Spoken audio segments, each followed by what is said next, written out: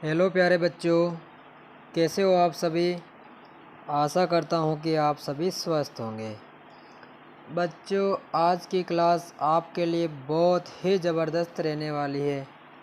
तो बच्चों, पूरी क्लास को देखे बिना ना जाए और उससे पहले चैनल को सब्सक्राइब नहीं किया तो कर ले और बेल आइकन का बटन ज़रूर दबाएं ताकि आने वाली क्लासेस की सूचना तुरंत आपको पहुंच जाए। तो चलिए आज की 10वीं क्लास को स्टार्ट करते हैं। बच्चों, आज हम पढ़ेंगे कक्षा 10 गणित की प्रश्नावली 1 वास्तविक संख्याएं। बच्चों, हमने पिछली क्लासेज में जाना कि वास्तविक संख्याएं क्या होती हैं और यूक्लिड विभाजन एल्गोरिथम विधि से हमने एचसीएफ ज्ञात करना भी सीखा था। एचसीएफ कैसे ज्ञात करते हैं बच्चों, ये विधि हमने पूरी तरह से सीख रखी है। अगर आपने नहीं सीखी तो बच्चों प्लेलिस्ट में जाए और पीछे वाली सारी वीडियो देखें ताकि आगे आने वाली वीडियो और सारी क्लासें आपको अच्छी तरह से समझ में आ जाए। तो बच्चों, आज हम पढ़ेंगे अंकगणित की आधारभूत प्रमेय। क्या होती है बच्चों अंकगणित की आधारभूत प्रमेय? इसका कथन है बच्चों, प्रत्येक भाज्य संख्या को अभाज्य संख्याओं के एक गुणनफल के रूप में व्यक्त किया जा सकता है तथा ये गुणनखंडन अभाज्य गुणनखंडों के आने वाले क्रम के बिना अद्वितीय होता है। मतलब देखो बच्चों, भाज्य संख्या को अभाज्य संख्या के गुणनफल के रूप में व्यक्त किया जा सकता है। इससे पहले बच्चों देखो, भाज्य संख्या क्या होती है और अभाज्य संख्या क्या होती है। अभाज्य संख्या, हाँ बच्चों बताओ, अभाज्य संख्या क्या होती है? देखो बच्चों, अभाज्य संख्या ऐसी संख्या जिसके केवल दो गुणनखंड हो, ऐसी संख्या जिसके केवल दो गुणनखंड हो, वो अभाज्य संख्या होती है। ठीक है बच्चों, मतलब ऐसी संख्या जिसमें खुद का भाग जाए और एक का भाग जाए और किसी का भी नहीं जाए। जैसे देखो बच्चों, दो हो गया, ठीक है, दो में एक तो एक का भाग जाता है और दो का खुद का जाता है, इसके अलावा किसी का भी नहीं जाता। तो बच्चों दो कैसी हो गई? एक अभाज्य संख्या। एक तीन, तीन में एक तो खुद का जाता है और एक एक का जाता है, तो बच्चों ये कैसी हो गई? अभाज्य संख्या। अब देखो बच्चों, मैंने बोला था ऐसी संख्या जिसके केवल दो गुणनखंड हो। गुणनखंड मतलब अपन उसको गुणा के रूप में लिखना, कोई भी संख्या। जैसे बच्चों देखो 10, 10 को मैं लिखता हूँ 2 × 5 और 5 × 2 हो गया। ठीक है बच्चों, तो इसके 1 × 10, ये बहुत सारे गुणनखंड हो रहे हैं बच्चों, तो ये कैसी संख्या हो गई? भाज्य संख्या। अब देखो बच्चों, जैसे 7, अब 7 का 7 × 1 या फिर 1 × 7, केवल दो गुणनखंड ही हो सकते हैं बच्चों। ठीक है ना बच्चों, इसको गुणा के रूप में इस प्रकार ही लिख सकते हैं। तो बच्चों ये कैसी संख्या हो गई? अभाज्य संख्या। और भाज्य संख्या जिसमें दो से अधिक गुणनखंड हो, ऐसी संख्या जिसके दो से अधिक गुणनखंड हो, मतलब ऐसी संख्या जिसमें दो से अधिक संख्या का भाग जाता हो, वो कैसी संख्या होती है? भाज्य। अभी बच्चों मैंने 10 का उदाहरण दिया था, और उदाहरण ले लेते हैं जैसे 12। अब 12 में बच्चों एक का भाग जाता है, दो का जाता है, तीन का जाता है, चार का जाता है और 6 का जाता है। इसके अलावा 12 खुद का जाता है। बच्चों इसके इतने सारे गुणनखंड है, तो ये कैसी संख्या हो गई बच्चों? भाज्य। अब कथन वापस पढ़ो बच्चों, प्रत्येक भाज्य संख्या को अभाज्य संख्या के एक गुणनफल के रूप में व्यक्त किया जा सकता है। मतलब एक भाज्य संख्या को अभाज्य संख्या के रूप में, गुणनफल के रूप में व्यक्त किया जा सकता है। जैसे बच्चों ये 12 है, क्या है बच्चों? 12। इसके अपन क्या ज्ञात करेंगे? अभाज्य गुणनखंड। सबसे पहले सबसे छोटी संख्या का भाग देंगे 2 का, 2 का भाग जाएगा बच्चों इसमें 12 में 6 बार। अब 6 में 2 का भाग और जा रहा है, तो 2 का भाग 6 में जाएगा 3 बार, 3 का भाग 3 में 1 बार जाएगा। देखो मतलब 12 को बच्चों मैं लिख सकता हूँ, 12 को लिख सकता हूँ 2 × 2 × 3। अब देखो बच्चों, ये 2 भी अभाज्य है, ये भी 2 अभाज्य और ये 3 भी क्या है? अभाज्य। तो मतलब 12 तो जब भाज्य, इसको अपन अभाज्य गुणनफल के रूप में व्यक्त कर सकते हैं। तो बच्चों अपने अंक गणित के आधारभूत प्रमेय क्या हो गई? भाज्य संख्या को अभाज्य संख्या के गुणनफल के रूप में व्यक्त किया जा सकता है तथा ये गुणनखंडन अभाज्य गुणनखंडों के आने वाले क्रम के बिना अद्वितीय होता है। मतलब बच्चों यहाँ पे अपन डायरेक्ट 3 का भाग नहीं दे सकते, डायरेक्ट 6 का भाग नहीं दे सकते। सबसे पहले 2 का भाग देंगे, फिर 2 का और जा रहा तो देंगे, फिर देंगे 3 का। ठीक है बच्चों, अब आगे चलते हैं बच्चों। अंकगणित की आधारभूत प्रमेय के अनुप्रयोग क्या होते हैं बच्चों? अंकगणित के अनुप्रयोग, अंकगणित के आधारभूत प्रमेय को मुख्य रूप से उपयोग बच्चों अपन संख्याओं का एचसीएफ और एलसीएम ज्ञात करने के लिए करेंगे। ठीक है बच्चों। अब देखो बच्चों उदाहरण 5। उदाहरण 5 क्या है बच्चों, संख्याओं 4 की घात n पर विचार कीजिए जहाँ n एक प्राकृत संख्या है। जांच कीजिए कि क्या n कोई ऐसा मान है जिसके लिए 4 की घात n अंक शून्य पर समाप्त होता है।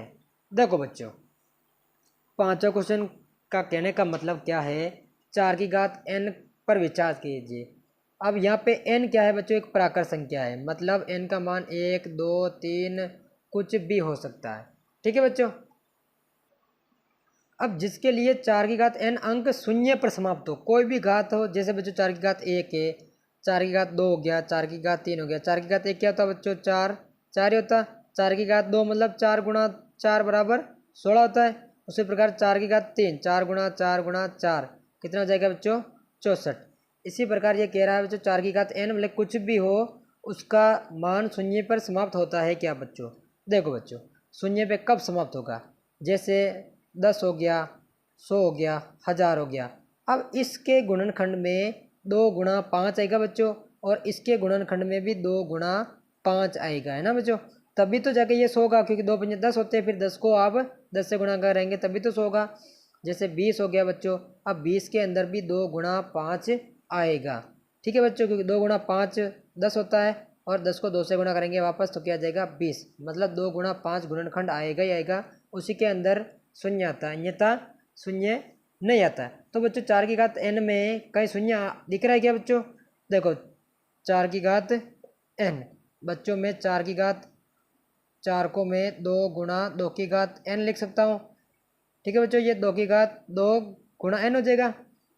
ठीक है ना बच्चों। अब क्या यहाँ पे 2 गुणा 5 दिख रहा है बच्चों, केवल 2 ही दिख रहा है, इसलिए 4 की घात n शून्य पे समाप्त नहीं होगा।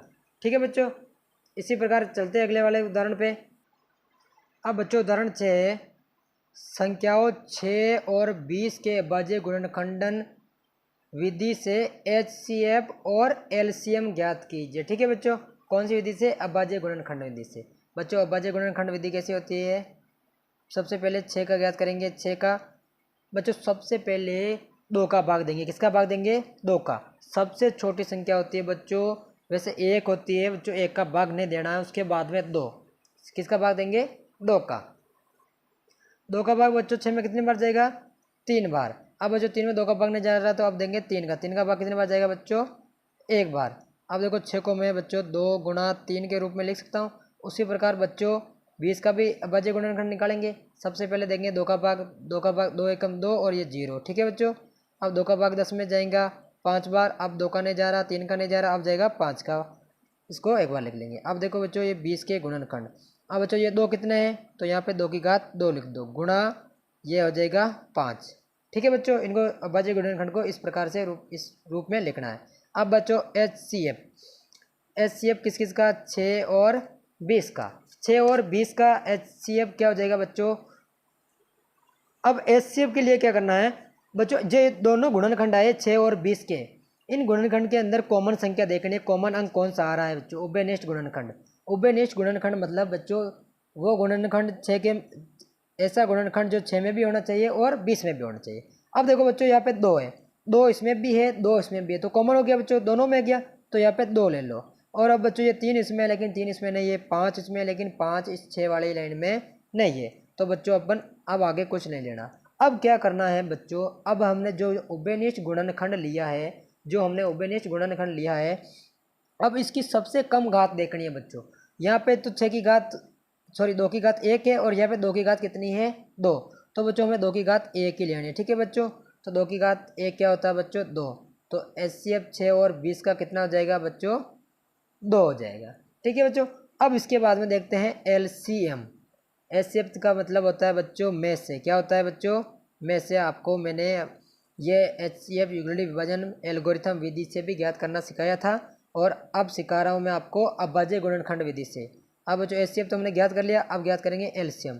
LCM के अंदर बच्चों कुछ नहीं करना, जो इन गुणनखंड के अंदर जितनी भी संख्या आ रखी है उनको गुणा के रूप में लिख दो। एक तो 2 आ रखा है, 2 आ रखा है, और एक 3 आ रखा है, और एक 5 आ रखा है बच्चों। 2 3 और 5 के अलावा इसमें कुछ आ रखा है, कुछ नहीं आ रखा। ठीक है बच्चों। अब देखो बच्चों, अब क्या करना है, अब एलसीएम के अंदर सबसे बड़ी घात लेनी है। दो बच्चों देखो, दो की सबसे बड़ी घात ये तो यहाँ पे एक है, यहाँ पे दो है, तो यहाँ पे दो की घात सबसे बड़ी दो दो हो जाएगी। ठीक है बच्चों। अब तीन की घात देखनी है बच्चों। अब तीन की घात यहाँ पे एक ही है तो एक ही लेनी है, और पाँच से एक की घात एक है तो पाँच की घात एक ही लेनी है। ठीक है बच्चों। अब दो की घात दो होता है चार, और तीनों पंजे होते हैं 15। ठीक है बच्चों। अब देखो बच्चों, अब क्या करेंगे, 15 को 4 से गुणा करेंगे। 15 चौक कितना होता है बच्चों, 15 चौक 60 होते हैं। ठीक है बच्चों। तो एलसीएम क्या हो जाएगा बच्चों अपना 60। देखना बच्चों, एक बार वापस समझा रहा हूँ। अभाज्य गुणनखंड विधि से ऐसे करना, अभाज्य गुणनखंड ज्ञात कर लेना है। फिर एचसीएफ के लिए क्या करना है, कॉमन गुणनखंड को उभयनिष्ठ गुणनखंड देखना बच्चों। उभयनिष्ठ गुणनखंड मतलब इन दोनों के अंदर एक जैसी संख्या कौन सी आ रही है, दो आ रही है ना बच्चों इसमें दो, तो हमने यहाँ पे दो लिखा। फिर देखना बच्चों, इनमें जो हमने यहाँ पे दो लिखा कॉमन, इसकी सबसे कम घात कौन सी है, एक है और दो है। तो बच्चों सबसे कम घात दो है, इन दोनों में से एक कम घात है, तो ये यहाँ पे एक कम घात ले ली। ठीक है बच्चों। दो की घात एक ही होता है, दो ही होता है बच्चों, इसलिए अपना एचसीएफ 6 और 20 का क्या हो जाएगा, दो। अब देखो बच्चों, एलसीएम क्या करना, एलसीएम में क्या करना है, जितने भी ये 6 और 20 के जितने भी गुणनखंड आए, जितनी भी संख्या है इनके गुणनखंड में, वो सारे लिख दो। एक तो दो थी इनमें, और एक तीन थी, और एक पाँच थी। फिर क्या करना था बच्चों, इन जो हमने ये संख्या लिखी है यहाँ पे, इनमें सबसे बड़ी बड़ी घातें लेनी है। तो यहाँ पे दो की घात एक ये तो लेनी नहीं थी, क्योंकि दो की घात दो बड़ी रही, तो हमने दो की घात दो ले ली। अब तीन की घात एक, तो ये एक ही, तो एक ही आएगा, और ये पाँच भी एक ही, तो एक ही आएगा। दो की घात दो होता है बच्चों चार, मतलब दो दूनी चार, तीनों पंजे 15। अब 15 को 4 से गुणा कराए तो 60। तो बच्चों अपना एलसीएम 6 और 20 का क्या जाएगा, 60। ठीक है बच्चों। इसी प्रकार चलते हैं अगले वाले क्वेश्चन पे। अब बच्चों उदाहरण 7 है, संख्या 6, 72 और 120 का अभाज्य गुणनखंड विधि से एचसीएफ और एलसीएम ज्ञात करना है बच्चों। ठीक है बच्चों। जैसे पहले क्या एचसीएफ एलसीएम वैसे ज्ञात करना, लेकिन यहाँ पे अब तीन संख्या होगी बच्चों, घबराना नहीं है, तीन संख्या है तो कोई बात नहीं। सबसे पहले 6 का अभाज्य गुणनखंड ज्ञात करेंगे बच्चों। सबसे पहले 2 का भाग देंगे, 2 का भाग जा रहा है तो ठीक, नहीं जा रहा तो 3 का। देखो बच्चों, 2 का भाग जा रहा तो 3 का क्यों दे, अपन 2 का देना बच्चों, है ना। 2 का भाग 6 में कितनी बार जाएगा बच्चों, 3 बार। अब 3 में बच्चों 2 का भाग नहीं जा रहा, इसलिए आप देंगे 3 का। 3 का जा रहा है ना बच्चों, 3 में कितनी बार जा रहा है, एक बार। तो बच्चों यहाँ पे लिख लो 6 के अभाज्य गुणनखंड 2 गुणा 3। ठीक है बच्चों।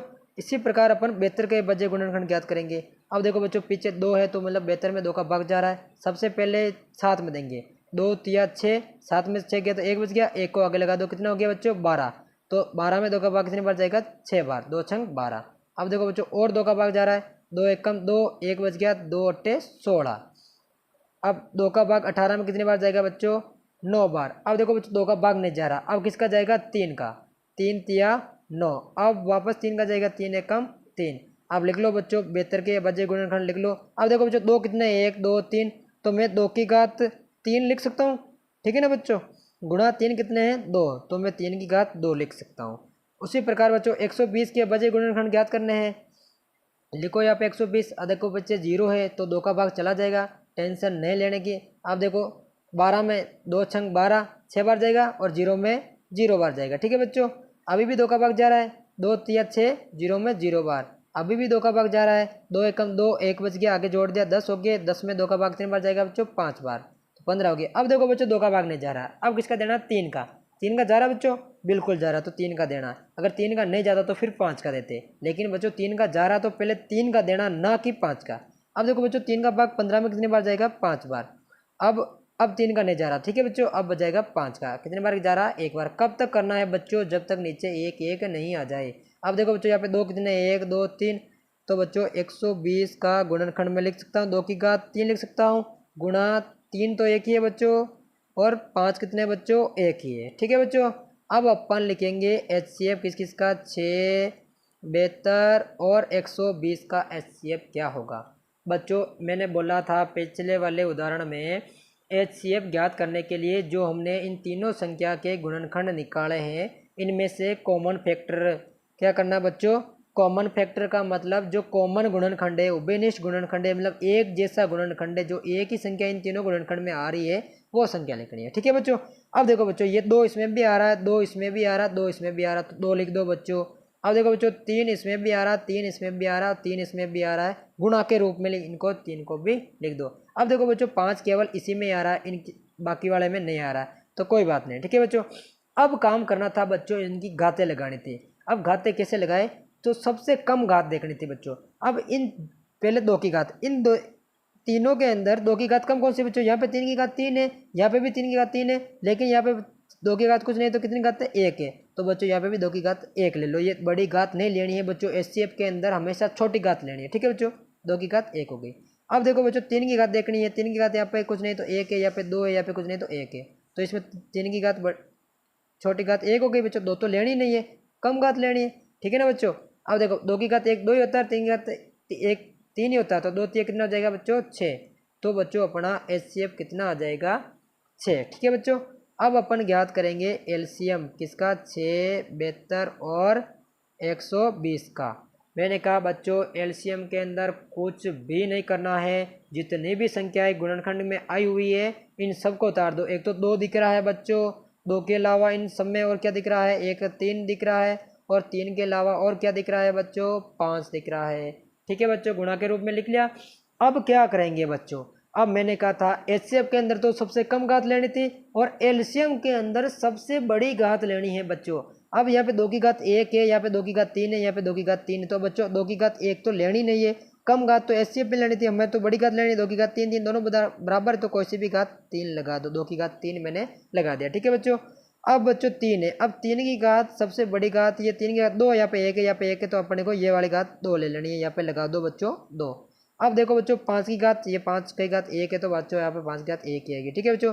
अब बच्चों 2 की घात 3 क्या होता है, 2 की घात 3 का मतलब होता है बच्चों, इधर देखो बच्चों 2 की घात 3 का मतलब 2 को 3 बार आपस में गुणा कराना है, 2 गुणा 2 गुणा 2, 2 गुणा 2 क्या होता है बच्चों 4, 4 को 2 से गुणा करेंगे तो 8, तो 2 की घात 3 का मान कितना जाएगा बच्चों 8, ये गुणा 3 की घात 2 मतलब 3 का स्क्वायर, 3 का वर्ग कितना होता है बच्चों 9, 5 की घात 1 हो जाएगी 5, 8 नाम होता है बच्चों 72 गुणा 5, ठीक है।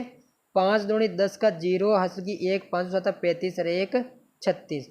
तो बच्चों सॉरी बच्चों दिखाई नहीं दे रहा था, वापस देखो बच्चों 2 की घात 3 होती 8, 3 की घात 2 होती 9 और 5 की घात 1, ठीक है ना बच्चों। अब 8 को 9 से गुणा किया तो 72 और ये 5 यू का योग, 5 दूनी 10 का 0 हासिल की 1, 5 7 35 और 1 36। तो बच्चों अपना एलसीएम क्या आ गया 36, अपना ये क्या हो गया आंसर, ठीक है बच्चों। कैसी लगी क्लास, अगर बच्चों समझ में आया है तो लाइक ज़रूर करना और सब्सक्राइब करना बच्चों, अपने दोस्तों को भी ज़रूर शेयर करना ताकि बच्चों वो इस वीडियो का आनंद ले सके। जो बच्चे गरीब है, जो ट्यूशन नहीं जा सकते बच्चों, उनके लिए ये क्लास से बहुत महत्वपूर्ण रहने वाली है, ठीक है बच्चों। आप भेजोगे तो आपका भी भला होगा, उनका भी भला होगा, ऊपर वाला मालिक हमारे को दुआएं देगा और अपने 10वीं क्लास बोर्ड में अच्छे परसेंटेज से हमारे को पास करेगा, ठीक है बच्चों। तो इसी के साथ बच्चों मिलते हैं अगली कक्षा में, तब तक के लिए बाय।